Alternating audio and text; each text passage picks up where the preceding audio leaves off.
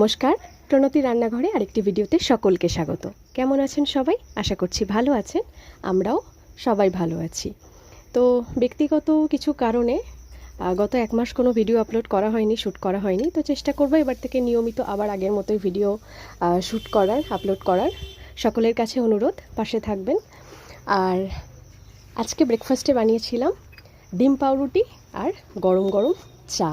এটা আমার আর ভাইয়ের ব্রেকফাস্ট ছিল, পাপা বা মা খায় না।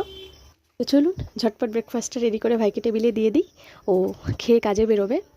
আমার ডে ডিউটি নয়, আজকে নাইট ডিউটি, তাই রোদের মধ্যে আর বেরোতে হবে না আমাকে। একদিকে এটা একটু শান্তি, কারণ প্রচণ্ড গরম পড়ছে।